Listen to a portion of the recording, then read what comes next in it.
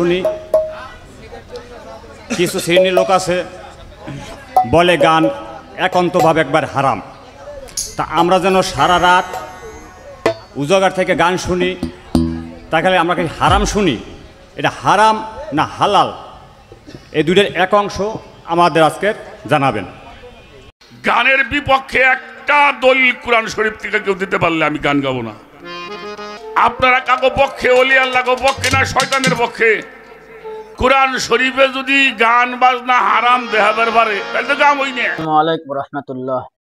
নাহমাদুহু ওয়া নুসাল্লি আলা রাসূলিহিল কারীম, আম্মা বা'দ।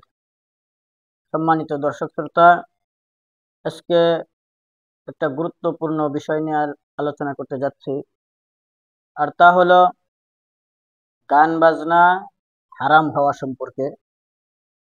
আমরা বাউলদের অনেক সময় অনেক আলোচনা, অনেক গানে বলতে শুনি, তারা বলে কোরআন হাদিসে গান গাওয়া হারাম, এমন কোনো বক্তব্য নাই। তারা বলে যদি এরকম কোনো বক্তব্য থাকে তাহলে আমরা কান ধরে তোবা করব, গান গাওয়া ছেড়ে দেব। আজকে তাদের কথার উত্তর দেওয়ার জন্য আসলে বাস্তবে কোরআন হাদিসে গান বাজনা হারাম হওয়া সম্পর্কে আয়াত বা দলিল আছে কিনা সেই বিষয়ে আজকের আলোচনা। এ বিষয়ে যদি আমরা দেখতে যাই যে কোরআন হাদিসে গান বাজনা সম্পর্কে আয়াত আছে কিনা, তাহলে আমরা সর্বপ্রথম কোরআনে চলে যাব।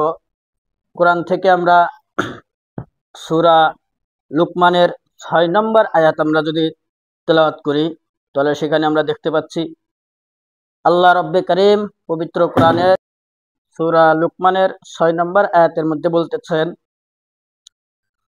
ওয়ামিনান নাসি মান ইয়াশতারি লাহওয়াল হাদিস।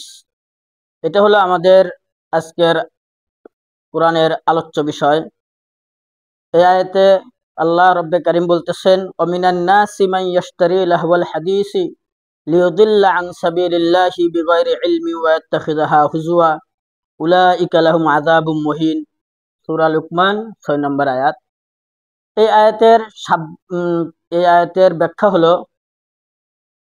মানুষের মধ্যে কিছু লোক আছে যারা গান বাজনা অশ্লীল কথাবার্তা ক্রয় করে অজ্ঞতাবশত মানুষকে আল্লাহর রাস্তা থেকে পথভ্রষ্ট করার জন্য, ওয়ায়াত্তাখিযাহা হুজুয়া, এবং তারা সেগুলো নিয়ে ঠাট্টা বিদ্রূপ করে।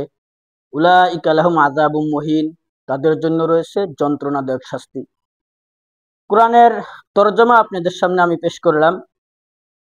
এই লাহওয়াল হাদিসের ব্যাখ্যা, এখানে আমরা বলছি লাহওয়াল হাদিসের অর্থ হলো গান বাজনা ইত্যাদি। এটা আমরা কোথা থেকে পেলাম এই বিষয়টা যদি আমরা জানতে চাই, সেটা হলো আমার হাতে যে কিতাবটা দেখতেছেন সেটা হলো তাফসিরুল কুরআনিল আজিম, লেখক হাফেজ ইবনে কাসির রহমাতুল্লাহি আলাইহি। তিনি তার কিতাবের মধ্যে লাহওয়াল হাদিসের অর্থ গান, এই ব্যাপারে অনেকগুলো সাহাবাদের থেকে কল নকল করেছেন। এ ব্যাপারে তিনি বলেন, ইবনে মাসউদ রাদিয়াল্লাহু তাআলা আনহু থেকে বর্ণিত আছে, ওয়ামিনান নাসি মান ইয়াশতারি লাহওয়াল হাদিস ক্বালা হুয়া আল্লাহি আল গিনা। ইবনে মাসউদ বলেন, আল্লাহর কসম, এখানে লাহওয়াল হাদিসের অর্থ হলো আল গিনা।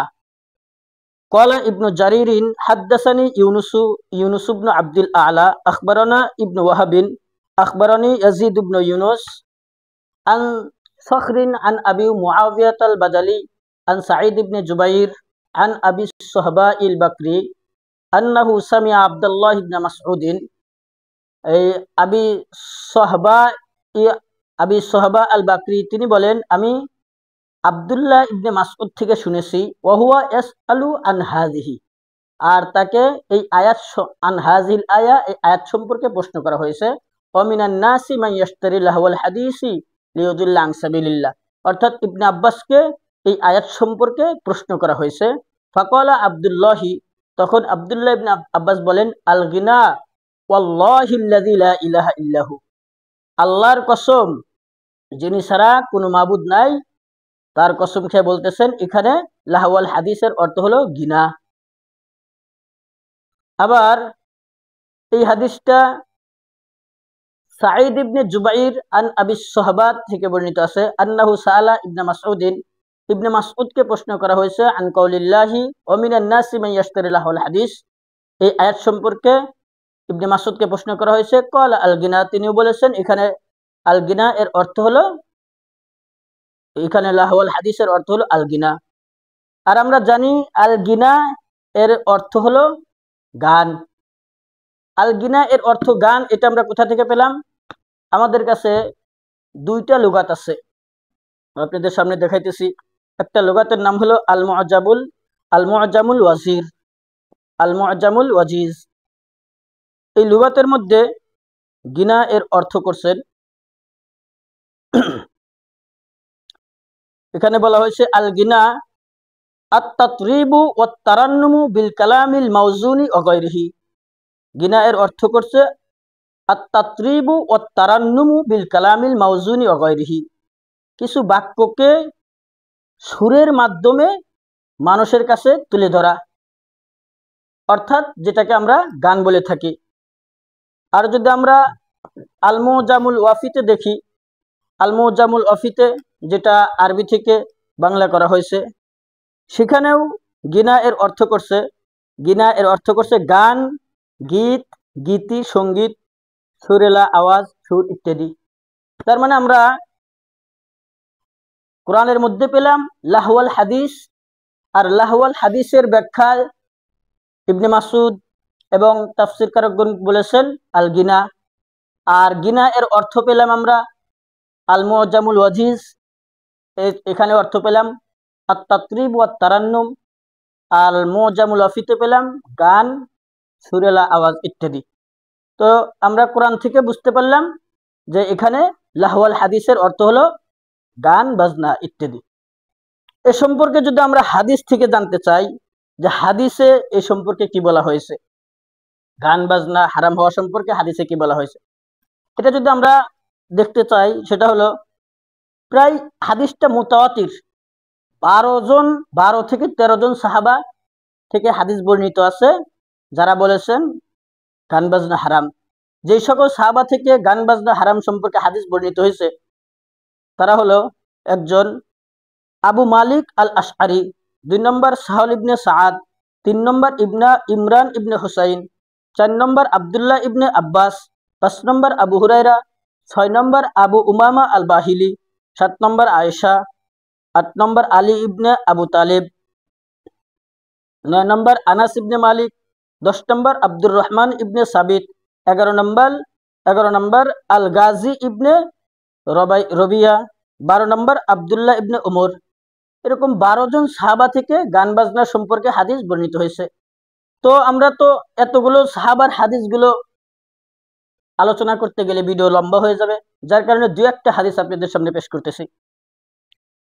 আন আবি মালিক আল আশআরি قال قال رسول الله صلى الله عليه وسلم لا يكونن من امتي اقوام يستحلون الحرى والحرير والخمر والمعازف। আবু মালিক আল আশআরি রাদিয়াল্লাহু তাআলা আনহু থেকে বর্ণিত, রাসূল করিম সাল্লাল্লাহু আলাইহি ওয়াসাল্লাম বলেন, অচিরেই আমার উম্মতের মাঝে এমন কিছু লোক আসবে যারা জিনা, রেশম, মদ এবং গান বাজনাকে হালাল মনে করবে। অর্থাৎ রাসূল করিম সাল্লাল্লাহু আলাইহি ওয়াসাল্লাম বলে গেছেন এই জাতীয় বাউলরা একটা সময় আসবে, যে সময় এসে মানুষদেরকে গান হালাল এইভাবে বলতে থাকবে, অথচ গান বাজনা হারাম। অন্য হাদিসে, এই হাদিসটা আবার বুখারী শরীফের 5590 নম্বর হাদিস। আরেকটা হাদিস আছে ইবনে আব্বাস থেকে বর্ণিত, রাসূলুল্লাহ সাল্লাল্লাহু আলাইহি ওয়াসাল্লাম বলেন, ইন্নাল্লাহা তাআলা হারামাল খামরা ওয়াল মাইসিরা ওয়াল কুবা। রাসূল করিম সাল্লাল্লাহু আলাইহি ওয়াসাল্লাম বলেন, আল্লাহ তাআলা মদ, এরপর জুয়া, এরপর গান বাজনাকে হারাম করেছেন।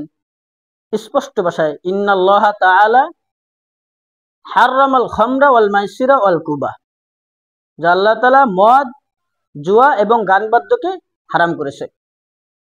এছাড়া আরেকটা হাদিস আছে, রাসূল করিম সাল্লাল্লাহু আলাইহি ওয়াসাল্লাম একবার ইবনে ওমর রাদিয়াল্লাহু তাআলা আনহুর সাথে কোথাও যাচ্ছিলেন, রাস্তায় গান বাজনার আওয়াজ শুনলেন, সাথে সাথে কানের মধ্যে 2 আঙ্গুল ঢুকিয়ে চলে গেলেন। কিছু দূর যাওয়ার পর ইবনে ওমরকে বললেন যে এখন কি তুমি কোনো আওয়াজ শুনতে পাচ্ছ? তখন ইবনে ওমর বললেন যে না, আমি এখন কোনো আওয়াজ শুনতে পাচ্ছি না। তখন আল্লাহ রসুল কান থেকে আঙ্গুল বের করলেন, অর্থাৎ আল্লাহ নবী এই জাতীয় অশ্লীল গান বাজনা শোনেন নাই। অতএব যারা বলে গান বাজনা হালাল হারাম না, তাদের জন্য আমি আশা করি এই ভিডিওটাই যথেষ্ট। আল্লাহ তাআলা আমাদের সবাইকে এর উপর আমল করার তৌফিক দান করুক, সকলে বলে আমিন।